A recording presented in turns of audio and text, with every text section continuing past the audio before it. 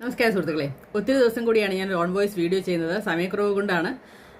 ഒരുപാട് കാര്യങ്ങൾ പറയാനുണ്ടായിരുന്നു, പക്ഷെ എന്നാലും ചില സമയക്കുറവ് കൊണ്ട് ചെയ്യാൻ സാധിച്ചില്ല. പക്ഷെ ഇന്ന് ഞാൻ പറയാൻ പോകുന്ന ഒരു ഉപദേശിയുടെ കഥയാണ്. അതായത് വർഷങ്ങൾക്ക് മുമ്പ് എൻ്റെ അച്ഛൻ മരിച്ചിട്ട് തന്നെ 30-32 വർഷമായി.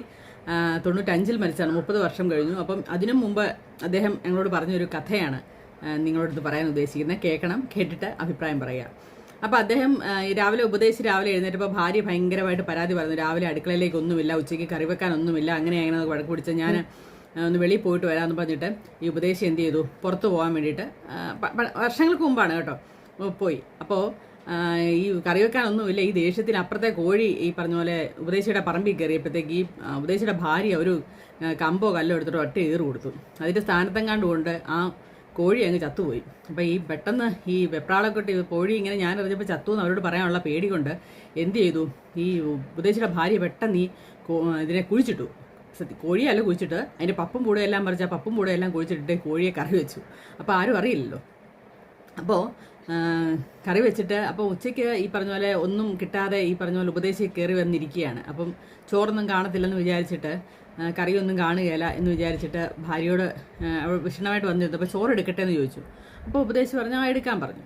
അപ്പോൾ ചോറ് എടുത്തു കഴിഞ്ഞപ്പം ചിക്കൻ കറി വിളമ്പി. അപ്പോൾ ഉപദേശി ചോദിച്ചാൽ ഇതെവിടുന്ന് ചിക്കൻ കറി, ഞാൻ ഒന്നും മേടിച്ചില്ലല്ലോ എന്ന് പറഞ്ഞു. അപ്പം ഇവർ ഈ കഥ പറഞ്ഞു. അപ്പം ഉപദേശി പറഞ്ഞു, വേണ്ട, ഇത് അന്യൻ്റെ മുതലാണ്, ഇതെനിക്ക് കഴിക്കാൻ സാധിക്കില്ല, ഇത് ഞാൻ കഴിക്കത്തില്ല എന്ന് പറഞ്ഞു. അപ്പം ഈ പറഞ്ഞ പോലെ നമ്മുടെ ഉപദേശിയുടെ ഭാര്യ എന്ത് ചെയ്തു, ഈ കറിയുടെ പാത്രം ഇങ്ങനെ വെച്ചിട്ട് ഇങ്ങനെ ഈ തവി കൊണ്ട് ഇങ്ങനെ മറച്ച് അതിൻ്റെ ചാറ് മാത്രം, അതായത് ഉപദേശി പറഞ്ഞു ചിക്കൻ നമ്മുടെയല്ല, പക്ഷെ അതിനകത്തിരിക്കുന്ന മുളകും സവോളയും ഉള്ളിയും അതൊക്കെ നമ്മുടെയാണല്ലോ, അപ്പം നിങ്ങൾ ചാറ് മാത്രം ഒഴിക്കുക, കഷ്ണം എനിക്ക് വേണ്ട, കഷ്ണം എനിക്ക് കഴിക്കാൻ സാധിക്കില്ല എന്ന് പറഞ്ഞു. അപ്പോൾ അതുകൊണ്ടാണ് എന്ത് ചെയ്തു, ഉപദേശിയുടെ ഭാര്യ ഇങ്ങനെ ചാറ് മാത്രം ഇങ്ങനെ ഈ തവി കൊണ്ട് ഇങ്ങനെ കഷ്ണം ഇങ്ങനെ തടഞ്ഞു വെച്ചിട്ട് ചാറ് മാത്രം ഒഴിച്ചു.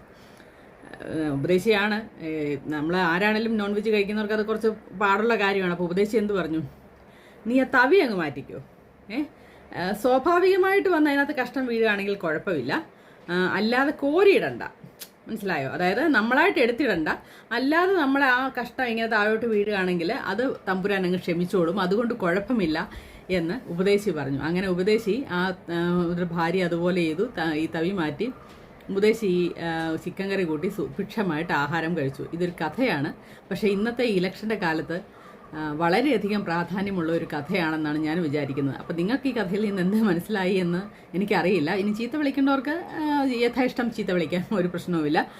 അപ്പോൾ ഇതാണ് ഇന്നത്തെ ഒരു കഥ ഞാൻ നിങ്ങളോട് പറയാൻ ഉദ്ദേശിക്കുന്നത്. അപ്പം ഇഷ്ടപ്പെട്ടെങ്കിൽ ലൈക്കും ഷെയറും ഫോളോ ഒക്കെ ചെയ്യുക. സന്തോഷം.